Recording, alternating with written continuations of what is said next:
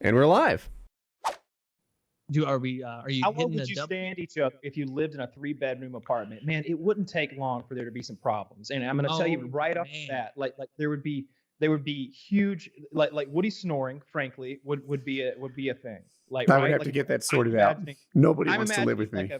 I'm imagining like a $1,600 a month apartment right now. Like Right. these walls We're are imagining thin. a small, reasonable one in like a metro, like a downtown in a city, so not big. Yeah. Like this is not a palace we're in. These are thin walls. I think the snoring would be a real motherfucker. I'm sorry. You know, I mean, hey, apologize to your family. They're the ones. Okay, Yes, like I'm never going to hundreds of miles away. You can't hurt me anymore. Oh, please. You can't enjoy a movie over Skype with me around. It was so funny. Me, Chiz, and Woody are watching this movie on Skype, and Chiz like whispers, he's like, "Yeah, can you imagine? I really like the cinematography here. Watch this. It's one long uncut shot." And I'm like, "Yeah, god damn, this guy is good. This is the guy who's going to win the Oscar this year." And I hear, it's like Woody has fallen asleep in the middle of this movie. Like we just haven't gotten. Yeah, Woody's a big fan of open mouth napping. That's a very loud activity. I'm so sorry. Like every now and then, like on the Skype call, when we're simultaneously watching this movie at 3 different locations, like one of us would just go, "Woo!" like just hoping that would wake Woody up, and he'd go, "Oh." And then, like, quickly, I wanted to like question him about like what's currently going on in the movie. Like, what do you think about this all developing? Like, can you believe that his wife is a Russian agent? And just to see if he'd be like, yeah, my mind's blown. Dude, Yeah. I don't mean to divert too far from the question. I want to talk about the sleep apnea for a second. I haven't talked about it much up until now because I was embarrassed. I feel like it's a fat person's problem. And like, you know, I guess people don't like look at me and identify like, look at Woody, he's so fucking fat. But That's how I talk to myself in the mirror. Self-shaming, you're learning. right. So you know, on the other hand, though, it's like it could be better, right? And but like I've got the sleep apnea of a 400 plus pound man. Like it's hardcore. I've been to sleep specialists lately, and they see my results, and they're like, "Whoa, like you have severe sleep." And they go through the things. I think I woke up something like 47 times an hour, and they're like, mild is like 10, and then severe starts at 30. And you're at 47. Like, you know, you're like, it was the numbers way out. My blood oxygen drops to like 70 or 67 or something like that. Yeah, like scuba diving. Yeah. Dude, it's real. That's like climbing a mountain. That's a very bad number. And they're like, you're not getting restful sleep. And they just start listing all the problems that come with not getting the sleep that you should get. Like weight gain is one of them. Memory loss is one of them. Like not healing quickly is one of them. I'm just like, oh my God, I am owning this checklist. Like I've got all of these things. And so I had this study done, and then they're like, you're going to have to be on a CPAP machine. I'm actually getting a more advanced one called a BPAP, but I was like, nope, fuck that. Those things are stupid. They're gay. I'm going to be sleeping next to my wife with this thing, and I wouldn't fuck me. So like, I don't even know if I can masturbate. Does the one you've got, like, correct me if I'm wrong, like, does it run all night like a nebulizer machine? Like, is there a mini air compressor? I haven't seen it yet. The one so what happens is you take a sleep study and they figure out if you need one or where you are. And then they take another one, and I'm going to mess up the pronunciation, but it's like a CPAP titration test. I don't even know this word. And basically they've got like a real professional grade unit that can be a CPAP, a BPAP, and then there's a third one I forget, and they can adjust it. And it's the one that they can make 1,000 changes to figure out what works for you. The ZZ-PAP. Mm-hmm. So comes the beard it can replicate all the things that the customer might need. And it was super quiet. Like, I mean, you would practically have to put your ear on it to hear it. And but I don't know what mine is like. You know, because all I know is like this commercial one that they use to help people with. So,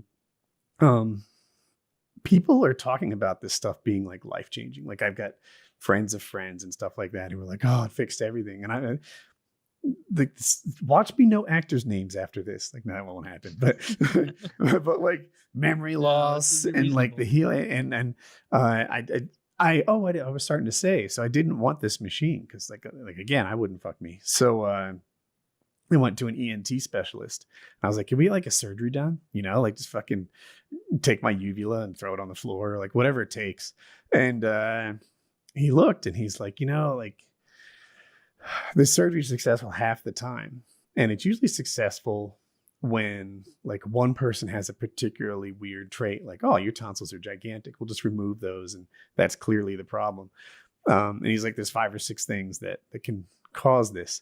He's like, you have all 5 or 6. You know, they're not all extreme, but like you get a little bit of everything. So you're not a good candidate for surgery. This thing already fails half the time. On you, it's going to fail.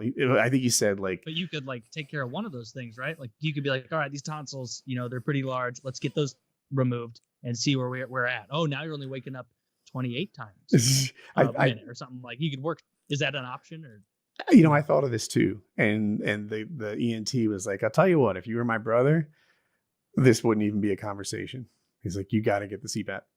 That's the direction that you need to go, with the BPAP in my case. So I don't know. I feel like I could just, like, you know what it is? I talked about my testicular torsion injury from when I was 15 a couple times here and there throughout my YouTube career. And it's helped a lot of people. You know, it's not fun to talk about. Well, sometimes I have fun. I know Kyle doesn't. But sounds rough.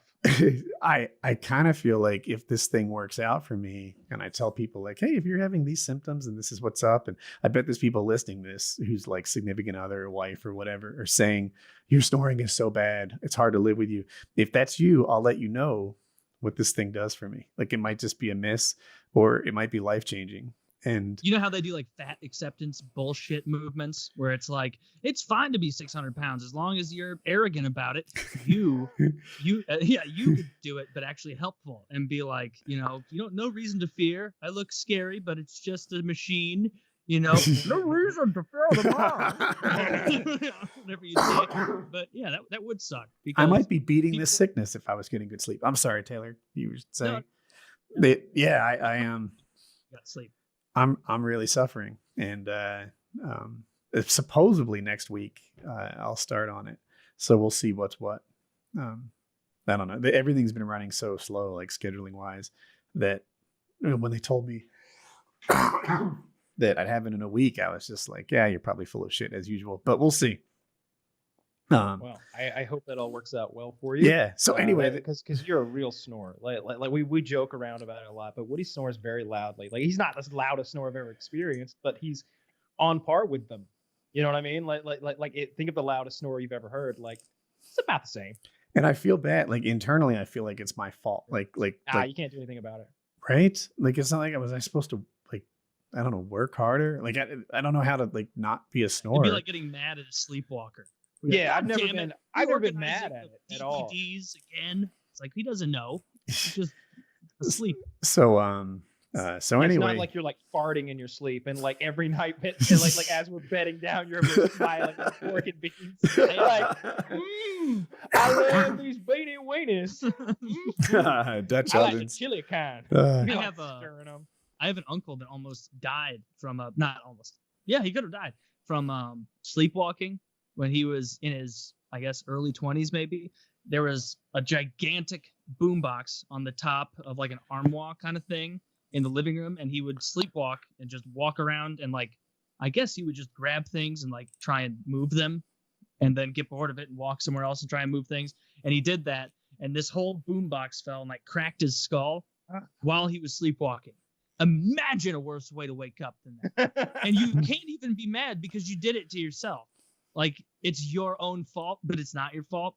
But man, if when it hit him in the head, it had turned on and started playing some music, and all of a sudden he's just conscious in his living room, middle of the night, and he's been hit in the head in the middle of a dance party. Imagine how. So take those old records off. Or what? He starts dancing. Let the bodies hit the floor. Let the bodies. What? So how would we do to the other department? While think I we would answered that feel question awful with the about it, the snoring would obviously ruin everything. They might play pranks on me that I don't take appropriately. Food I space think in the we- fridge you know would be hard. I think we do a good job at a lot of things though that maybe most people who share a we do three-bedroom enjoy our apartment- time together. Sure, yeah. Yeah. You know, Same I team. think that once we add like Woody's entire family in his bedroom, though, it's going to be a little cramped. you know, 'cause- You know, we're gonna Well, be this sharing is a 3 amigos deal. There's not a fam tagged along. baggage. Just leave them behind. They got to come along too. They're living in his room. All of them. Picturing them like My mother-in-law too. Just, come on. Yes, all of them. All We this could dog. all Enjoy we could all enjoy the pills together, sitting in the living room. That would be